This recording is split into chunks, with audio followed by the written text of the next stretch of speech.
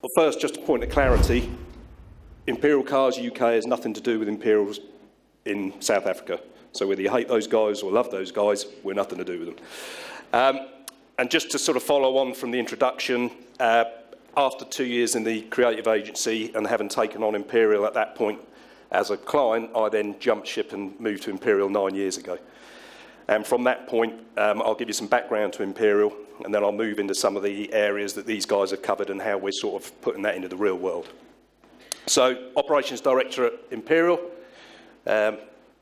So, Imperial Cars, agenda for today, I'll go into the past, present and future, give you a quick oversight of the perception of the used car market in the UK, talk about some of the things, again, car buying journey, how we see it, the openness, transparency, online reviews, and then just go a bit into how we handle the classified advertising and then what we're doing with data.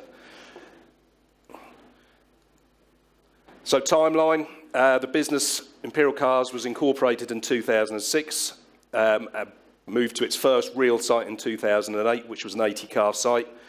Since then, Portsmouth, Fleet, Southampton, Northampton, Chertsey were added up until 2015.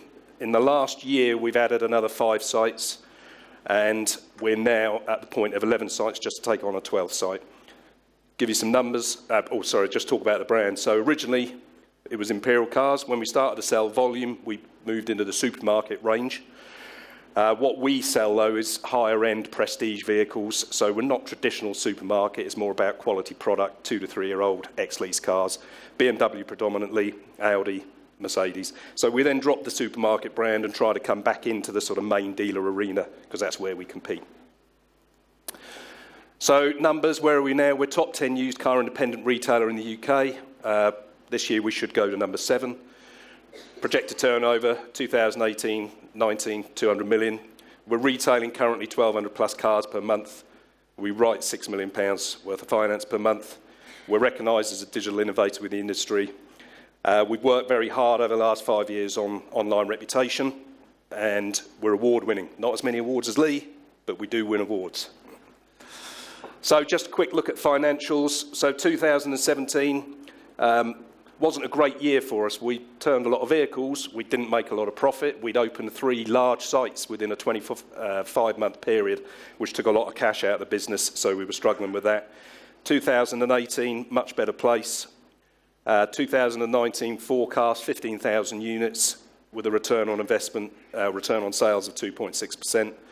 And then moving forward to 2020, we've got a vision of having 20 sites by 2020, turning 22,000 vehicles a year.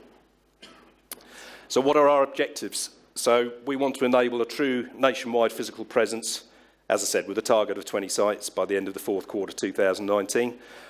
Further expand our reach across the UK via retail shops and collection points. Utilise our existing sites as collection points and supply hubs, and then possibly later on in the whole sort of future objectives for the business is consider franchising opportunities. So if we look at the objectives, the marketing objectives to support that, we currently run a click, call, collect service. So we're not quite at the point of delivering vehicles yet. There's still a barrier, not necessarily from our side, but from consumer side, of transacting completely online on used cars. I think the last stats I saw was people are prepared to pay up to maybe £15,000 on that sort of transaction, but when you go higher than that, there is that lack of trust or confidence, and I probably wouldn't want to spend £25,000 with somebody, a dealer, that I hadn't had a chance to look at the vehicle. So we're building a lot of trust and confidence through what we do online, and I'll talk about that a little bit later. Click, call, collect for us is almost a toe in the water. We sell about 8% of our cars to consumers who haven't visited any of our dealerships, and they purely come in to collect. At the point of collection, they have the opportunity to drive the vehicle, test drive the vehicle, they then sign the paperwork and drive away. So it takes away that pain point for consumers because there is still that reticence to go into a large used car retailing site. They always think they're going to get pressured, they think they're going to be on the back foot, they feel the need to negotiate. So we'll do quite a lot of that transaction now in terms of signing up the finance, part exchange valuation, giving them a guaranteed valuation. That's all done online. They then drive in and get a far cleaner, nicer experience. As I said before, we're going to look to increase the reach via retail shopping units and collection points. A couple of companies that are doing that now are Tesla and Hyundai in the UK. So they've got in the shopping malls, they've got a retail unit. Hyundai, through a company called Rockar, they've got did have two retail shopping units. Those two shopping units in the period of a year saw more footfall than the Hyundai network put together. So it was generating great brand awareness. And also, people they're already in a buying mode when they're shopping in the retail arena. So they were far happier going in, getting the information, didn't feel pressured, and that was the start of the buying journey, the physical buying journey for a lot of people. Obviously, Amazon, they've started coming to the market as a disruptor, selling Fiat Chrysler online, and everything we're hearing is they're going to start to develop that further and further. Another player, Carvana in the States, they have no physical showrooms, they have collection hubs in the States. When we started tracking their journey 5 years ago, they had 200 cars on their website. They now have 7,000, and they deliver to collection points and quirky vending machine collection points. You go along, put your PIN number in, car comes down at the bottom, you drive it away. We're not at that stage, and don't intend to be for quite a few years. We obviously continue to develop the digital platform and the sales model to combat those industry disruptors as much as we can. And I think, as John said, we've got to change what we do. It's not about just retailing vehicles now, it's the way we retail them. And then we've got to also, that should say existing, not exiting, that's my problem there, leverage the existing customer base we've got and really make sure we retain those customers. So what's the perception of the used car market in the UK? This was a slide that I stole from AutoTrader UK last year, so probably about 12 months old now. But it just shows you the perception, which is the blue, versus the reality.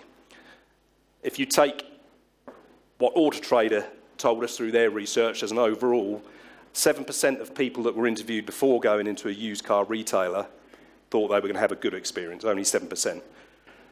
When they were interviewed exiting, only 8% had a bad experience. So the perception is way different to reality. And for us as retailers in the UK, we have to get that confidence, trust, openness that a lot has been spoken about today across to that consumer to make that, or to take that perception the other way. And if you look at across all of those measures there, the perception is always worse than the reality. Car buying journey, again, we've heard a lot about that today. From our perspective, it's no longer linear in the UK. We've had to develop a blended online, offline retail experience. And we started that process through the web development that we did on the website probably around 5 years ago, about building that confidence, understanding the journey the consumer takes. There's a phrase in the UK that there's the digital grazing area, and that's the area those dealers search in before they are aware of our brand. And that's where they spend most of their time. So they'll be searching on the classified platforms, third-party platforms, review platforms. They'll be doing a lot of that research before they start to then hone in on the vehicle and the dealer they're going to deal with. So we've done a lot of work to get our message out there. And then once they hit our website, we do everything we can, and I'll give you a quick example of that later, to promote not only the confidence of the brand, but the product itself. About 3 years ago, we then migrated that into the showroom. So we completely switched the process around, made it far less pressured, moved away from assuming that we knew what the customer wants and just letting the customer tell us. I think we've mentioned it again today, that the customer is so much more informed now, and where we sell multiple makes, models, derivatives, our sales execs can't be expected to know or understand everything about those vehicles. So from my perspective now, all our sales guys can do is bugger it up. Those customers are coming in to buy a car. They know what they want.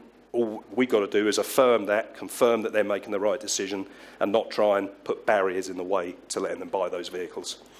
And we've facilitated that via fully integrated internal and external systems. So working closely with the classified platforms, bringing that data in, understanding how customers are behaving, and then bringing that into a place, in one place in our business where everybody's got visibility of that.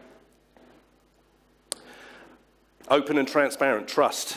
I'm sure everybody looked at my presentation before doing theirs today. So a big part for us. When I came into the business 9 years ago, we were a typical used car retailer selling 80 cars a month. And it was all about get the customer in, don't tell them anything. When the customer rings up, and wants a part exchange valuation, tell them, oh, well, as luck would have it, on Saturday we've got our part exchange valuer on site. You'll have to get in. You'll have to come in and get your car valued. That doesn't wash anymore. It hasn't washed for 5 years. And where we try and bring, with our type of cars, which sometimes are quite unique with the spec on them, we're trying to bring people from distance. They don't want to have to travel 100 miles, 150 miles to then not get the value for the car they want. So it's about that openness and trust and pushing that out there online. We do still do some offline advertising. No print, that's gone. But we still engage with Sky through Sky AdSmart, which is very highly targeted. And although it's TV, it's more digital based. It's targeting geo demographics and socio-demographics. And we, unlike most of the UK still, especially manufacturer land, we don't have sales, we don't have events, we don't have VIP events.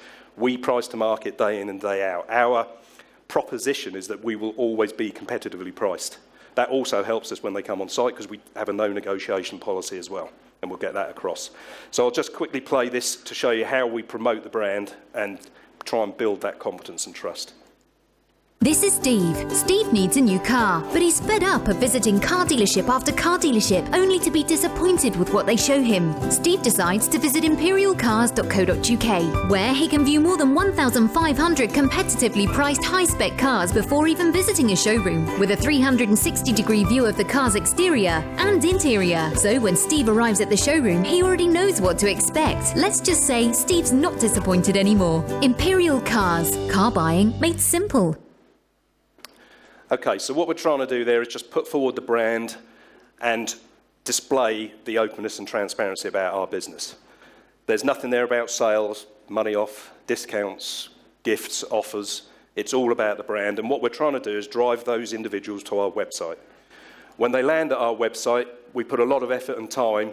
Now, I know Lee said, who cares about 360-degree spins? Well, I've got 3 of them. I've got an external, door shut, internal, and external doors open. But Lee's completely right.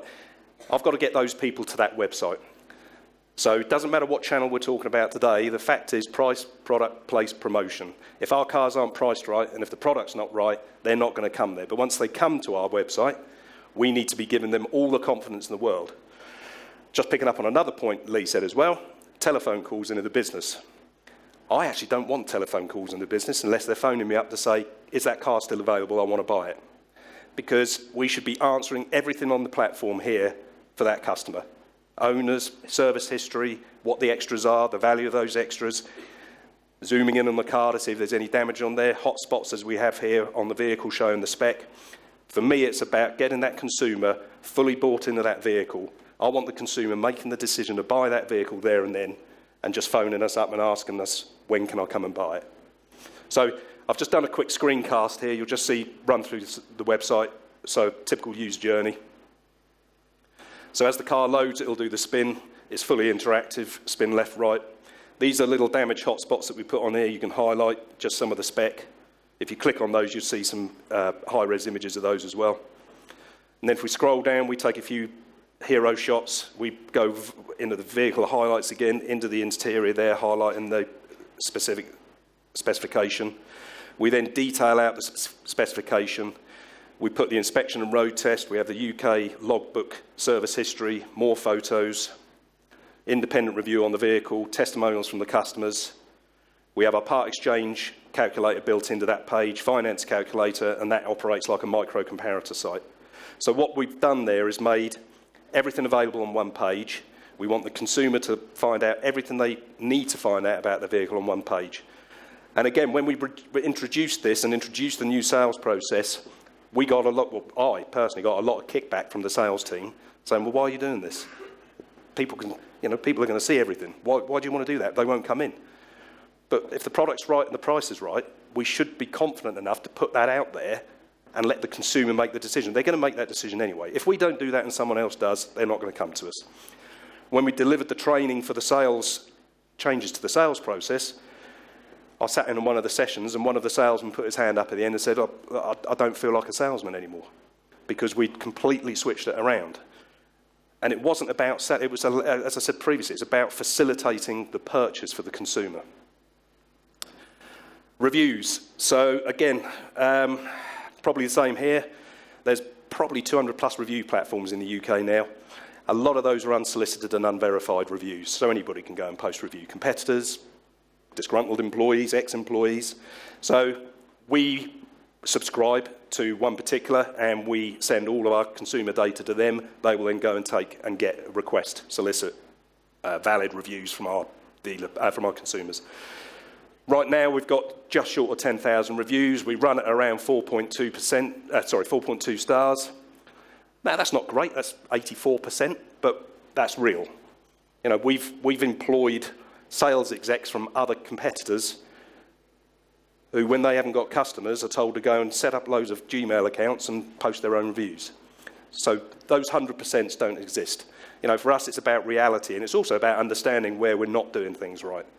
So we've spent a lot of time on reputation management. So classified advertising. Again, back in the UK, it was probably about 5 or 6 years ago now, the magazine stopped. AutoTrader had been there for 40 odd years and was the go-to de facto classified magazine. So what role do they play for us? AutoTrader is still the biggest player in the UK. For me, over 50% of my marketing spend is on classified platforms. And the return on investment ranges from £3 to £18 for every pound we spend. The higher end of that is on those sites where we've also been in that area for many, many years. So there's the legacy, there's the knowledge, the brand awareness, that then helps deliver. The lower end is when we're setting up new sites and we start to look at where we're going to spend our money, and that will typically return £3 for every pound spent. It gives us true nationwide visibility, so it's the one way to get across the UK, and it's the go-to digital destination for consumers and offers an aggregated view of the market. And it inspires trust and confidence. I think George mentioned really, you know, it's about that confidence and the openness and transparency offered by the classified, and you're also being compared with your competitors on the same platform. And for us, it's the data insight and what we pull back from those platforms. So, data insight. Data we have access to is the pricing data, very much like AutoFusion. In the UK, there's two sources. We have iControl from AutoTrader and Vehicle Insight from Cox Automotive. There's desirability data, supply and demand.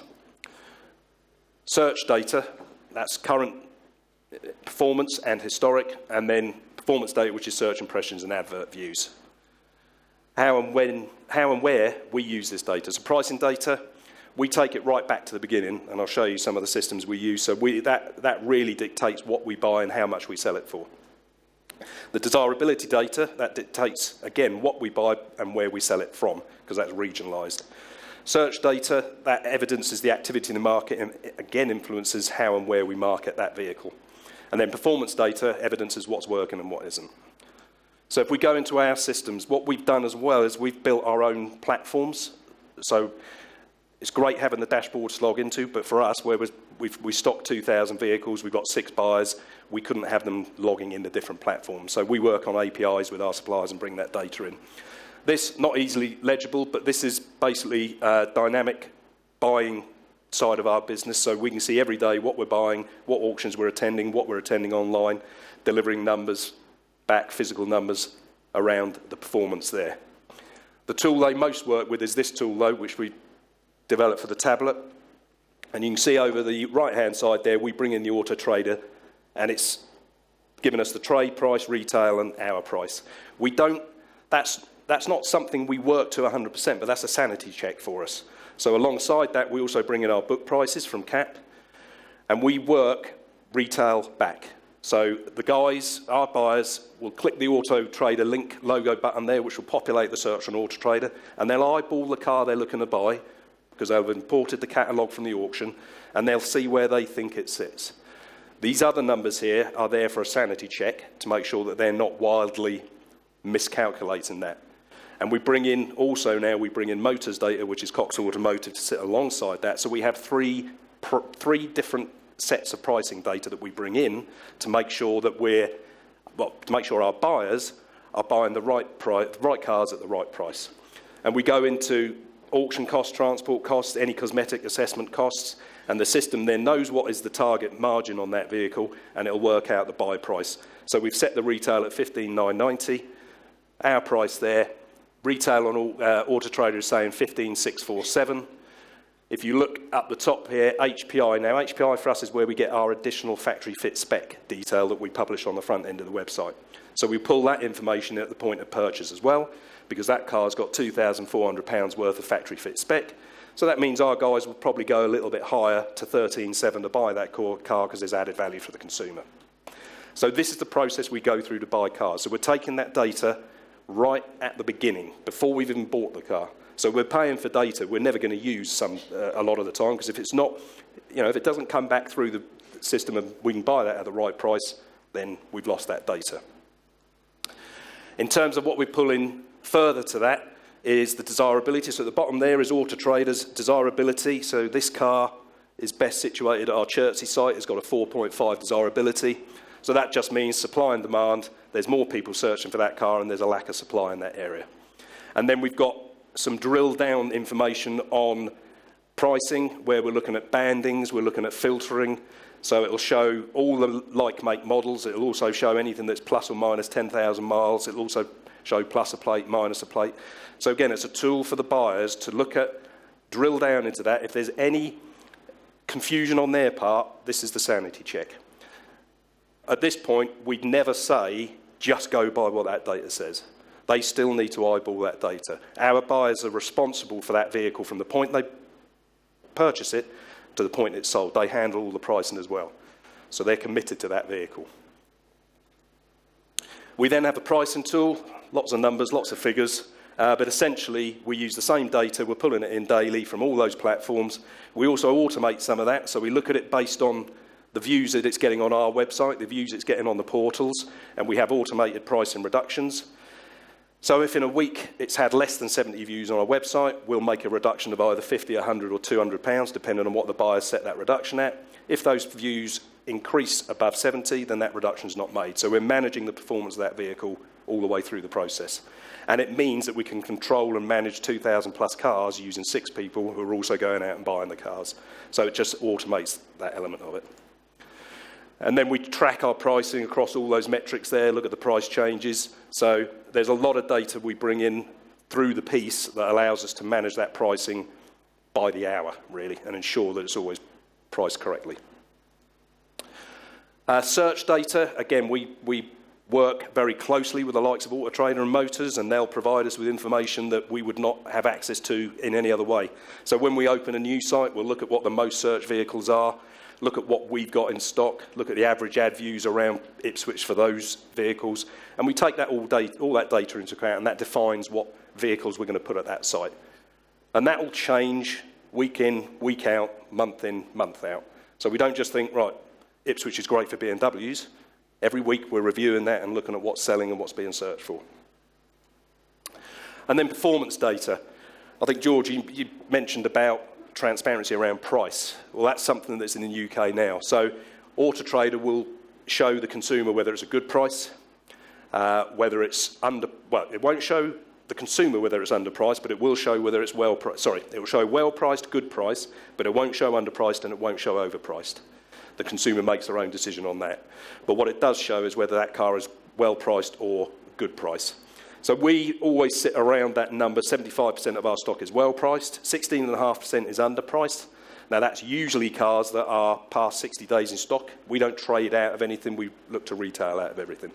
So that'll be the stock we're trying to get rid of. The 7% overpriced, that'll be based on those cars that have got a high level of factory fit options. So we're going to try and demand a little bit more in the market for that. Then we've got desirability. So we look at that between the 3 and 4 star, that's the rump of our stock. And then 7.7% is classed as highly desirable, 3.7 not very desirable. So again, we use that as a sanity check. There will be certain regions that we have more than 1 or 2 sites in. And although that desirability figure covers that whole region, we know we get better results out of one dealership or another. And then we're constantly tracking how well our adverts perform in terms of click-throughs, and that'll be based on the quality of the product, the pricing, the content in the advert, and we'll track that month on month relating to similar ads. So finally, as I said earlier, we don't perceive ourselves as selling cars anymore. We help consumers buy cars. Thank you very much. AutoTrader, the trusted motoring marketplace.